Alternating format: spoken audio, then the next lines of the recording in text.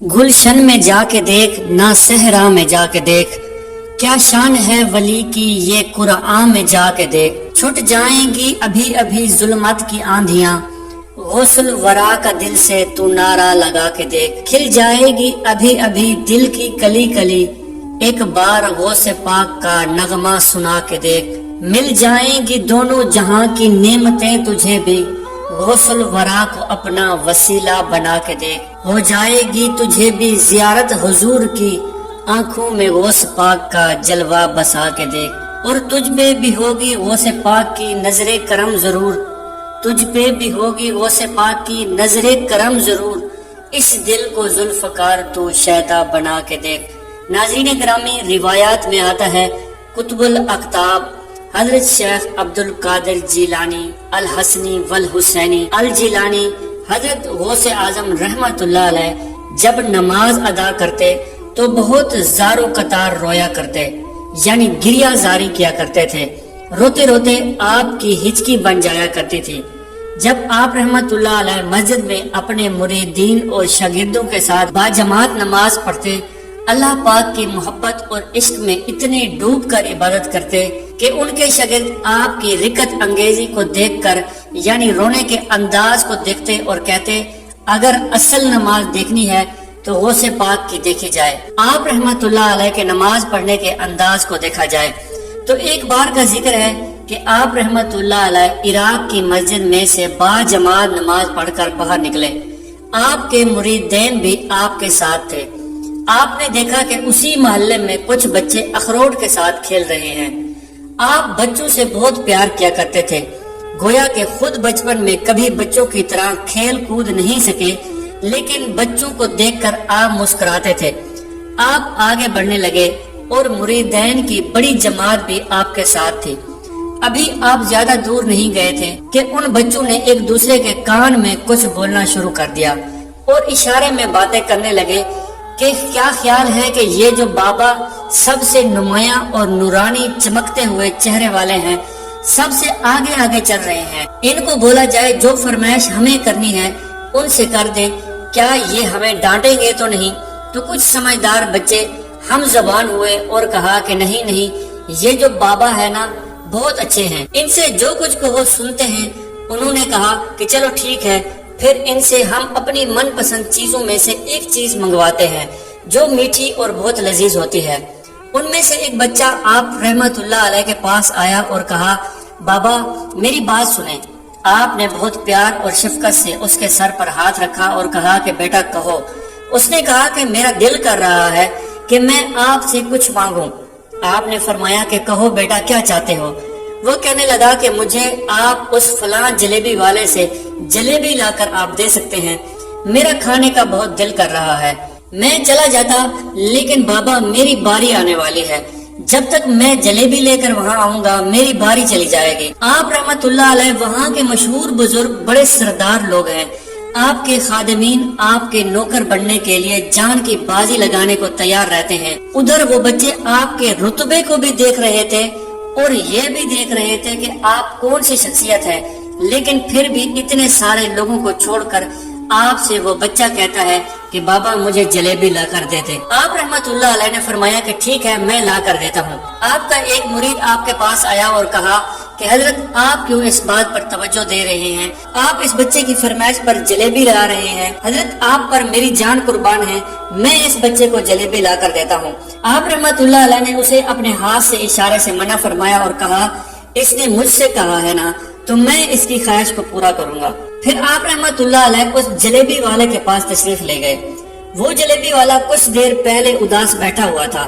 آپ رحمت اللہ علیہ اس کی دکان میں تشریف لے گئے تو وہ خوشی خوشی سے جھوم اٹھا۔ آپ رحمت اللہ علیہ نے اس جلیبی والے سے جلیبی لی، اس نے خوشی خوشی آپ رحمت اللہ علیہ کے ہاتھوں میں جلیبی تھما دی۔ وہ آدمی لگ بھگ 70 سال کا تھا، اس بڑھاپے میں بھی وہ کام کرنے پر مجبور تھا۔ اس کی آنکھوں میں آپ رحمت اللہ علیہ کو دیکھ کر آنسو آ گئے۔ اس نے روتے ہوئے کہا کہ اللہ کا لاکھ لاکھ شکر ہے کہ اس نے میری دعا سنی کہ آپ رحمت اللہ علیہ کے میری دکان میں قدم لگے۔ میں تو کئی دنوں سے آپ کے انتظار میں ہوں، میں جانتا تھا کہ آپ ضرور آئیں گے۔ آپ رحمت اللہ علیہ نے فرمایا کہ تمہیں کیسے پتا تھا؟ تو وہ کہنے لگا کہ حضرت عرصہ ہوا ہے कई महीनों से मेरा कारोबार नहीं चल रहा और मेरा कारोबार दिन ब दिन ठप होता जा रहा है। फाकू तक की नौबत आ गई है। मुझे अपनी फिक्र नहीं थी, लेकिन अपने छोटे छोटे बच्चों की थी। इस बुढ़ापे में अल्लाह ताला ने औलाद तो दी है, लेकिन इनको पालने का कोई बंदोबस्त नहीं कर रहा था। मैंने अपनी इस परेशानी का जिक्र किसी से किया तो उसने कहा, इराक के एक शहर में चले जाओ, वहाँ पर कोई एक फकीर है, उससे दुआ करवाओ। वो जिसके लिए दुआ करते हैं उसका काम बन जाता है। मैं इतना परेशान था कि उस आदमी के कहने पर उस फकीर से मिलना चला गया।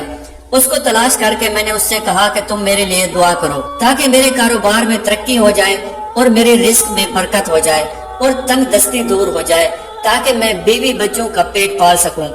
फकीर मुझे देखकर कहने लगा कि तुम पीराने पीर गौसे आजम दस्तगीर रहमतुल्लाह अलैह को नहीं जानते? मैंने कहा कि मैं नहीं जानता। तो वो कहने लगा, हैरत है कि तुम्हें ये बात पता नहीं, तुम नहीं जानते कि वो वलियों के सरदार हैं। मैं तो बहुत छोटा फकीर हूँ, मेरी दुआओं में इतना असर नहीं है कि गौसे आजम रहमतुल्लाह अलैह जिसके लिए भी दुआ कर दें उसका बेड़ा पार हो जाता है। और जब इस दौर में गौसे पाक रहमतुल्लाह अलैह खुद मौजूद हैं, तो फिर हमारा क्या मकाम होगा? उनकी दुआ के आगे हमारी दुआ कुछ भी नहीं है। मैंने कहा कि अगर ये बात है कि आपसे बड़ा भी कोई बुजुर्ग है तो मुझे बताइए कि गौसे पाक रहमतुल्लाह अलैह मुझे कहाँ मिलेंगे और मैं कहाँ जाऊँ उनसे मिलने के लिए। वो कहने लगा कि वो जीलान में है, तुम उधर जाओ, हमारी क्या जुर्रत के आपके लिए दुआ करें। आप रहमतुल्लाह अलैह जिसके लिए भी दुआ फरमाते हैं तो उसका बेड़ा पार हो जाता है और उसको कहीं और जाने की जरूरत नहीं होती। हुजूर, जब उस फकीर ने मुझे ये बात कही तो मैं फौरन जीलान शरीफ में आ गया और यहाँ पर मैंने आपकी तलाश शुरू की। आज देखिए कि आप खुद ब खुद चलकर मेरी दुकान पर तशरीफ लाए हैं। अब देखिए कि आपके आने से कैसा नूर आ गया है। हुजूर, मेरे हक में दुआ फरमाइए, अल्लाह पाक मेरी जिंदगी को आसान कर दे। मुझे अपनी बीवी और बच्चों की बहुत फिक्र है। आप रहमतुल्लाह अलैह ने फरमाया कि परेशान होने की बात नहीं है, अल्लाह ताला सब मामला ठीक फरमा देगा। ये कहकर आप तशरीफ ले गए। उस बच्चे के पास आए और उसके हाथ में जलेबी दी। अभी वहाँ से जाने वाले थे कि एक दूसरा बच्चा आया। उसने कहा कि बाबा, आपने इसे जलेबी ला कर दी है, मुझे भी जलेबी ला कर दे। आपने कहा कि ठीक है, मैं तुम्हें भी जलेबी ला कर देता हूँ। ये देखकर मुरीद बहुत गुस्सा होने लगे कि हजरत, आपने एक बच्चे के लिए ये काम कर दिया है ना, आपकी जात बहुत ऊंची है, हम है ना आपके काम करने वाले, हम इस बच्चे को जलेबी ला कर देंगे। लेकिन आप रहमतुल्लाह अलैह ने फरमाया कि नहीं, ये बच्चे मुझसे कह रहे हैं ना, मैं इनका कहा नहीं टाल सकता। हुजूर, आप बहुत मसरूफ शख्सियत हैं, क्यों इन छोटे बच्चों की बातें सुन रहे हैं? आपने हाथ के इशारे से उन्हें रोका और फरमाया, अल्लाह ताला ने हमें जिस काम के लिए चुना है बस हम वो काम कर रहे हैं। तुम लोग अल्लाह पाक की हिकमत को नहीं समझ रहे। फिर आप जितनी बार वो बच्चे आपको भेजते रहे, आप रहमतुल्लाह अलैह उनके लिए जलेबियां लाते रहे, हत्ता के आखिरी बच्चे को भी आपने जलेबी ला कर दी और वो मजे से जलेबी खाने लगे। जलेबी खाने के बाद वो आपको दुआएं करने लगे और कहा कि आप बहुत अच्छे हैं, जैसा कि आपके बारे में हमने सुना था आप वैसे हैं। आप इखलाक के बहुत उम्दा हैं। आपकी सखावत के बारे में हमने जितना सुन रखा था आप उतने ही सखी हैं। हम आपसे बहुत खुश हुए। आप रहमतुल्लाह अलैह मुस्कुराए।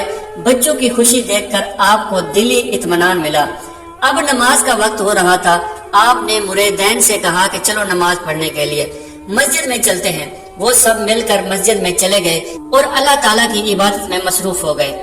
कई दिन गुजर गए, लेकिन मुरीदैन अभी तक उसी सोच में थे, क्योंकि आपके शागिर्द थे और आपके हर अमल को देखते थे। अगर आपको कुछ ऐसा अमल करते देखते जिसकी उन्हें समझ न आती तो उनके जहनों में कई सवाल आते।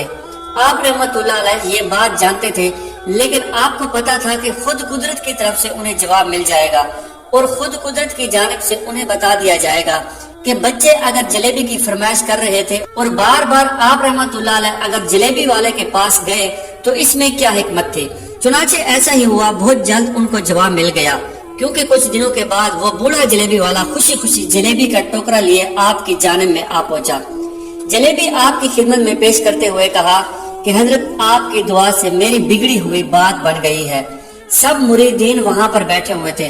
उसने कहा कि जब मैंने आपसे दुआ की दरख्वास्त की कि आप रहमतुल्लाह अलैह मेरे लिए दुआ फरमाएं, हजरत आपने मेरे हक में दुआ की और कहा कि मेरे तमाम मामलात अल्लाह रब्बुल इज्जत ने बेहतर फरमा दिए हैं। मेरी दुकान में बरकत हो गई है, یقین جانیے اس سے پہلے دکان میں ایک گاہک بھی نہیں آتا تھا، لیکن اب آپ رحمت اللہ علیہ کے آنے کی برکت سے اب وہاں پر لوگ ختم ہی نہیں ہوتے۔ ایک کے بعد ایک لوگ آ کر میرے پاس سے جلیبی خریدتے ہیں اور کہتے ہیں کہ اس شہر میں اس سے زیادہ لذیذ جلیبی ہم نے پہلے نہیں کھائی۔ اس کے کھانے کو لوگ لنگر غوثیہ سمجھتے ہیں۔ سبحان اللہ۔ اور اللہ رب العزت نے میرے کاروبار میں اتنی برکت ڈالی ہے کہ اب میں رزق بانٹنے پہ مجبور ہو گیا ہوں۔ یہ سب آپ کی دعاؤں کی بدولت سے ہوا ہے۔ اب آپ یہ جلیبی خود بھی کھائیں اور اپنے مریدین میں بھی بانٹ دیجئے۔ اس کے بعد آپ رحمت اللہ علیہ کے مریدین نے بھی اس جلیبی کو نوش فرمایا اور آپ رحمت اللہ علیہ نے اس جلیبی کو بھی تناول فرمایا۔ حضور غوث پاک رحمت اللہ علیہ نے فرمایا کہ اللہ تعالیٰ نے یہ طاقت ہمیں دی ہے کہ 5 سال سے لے کر 100 سال کے بزرگ تک یہ بات بھی مانتے ہیں کہ اگر وہ ہمارے پاس آ کر دعا کروائیں تو اللہ تعالیٰ اس دعا کو سنتا ہے، اس بندے کا کہا نہیں ٹالتا، اس کے مشکل حالات ٹل جاتے ہیں۔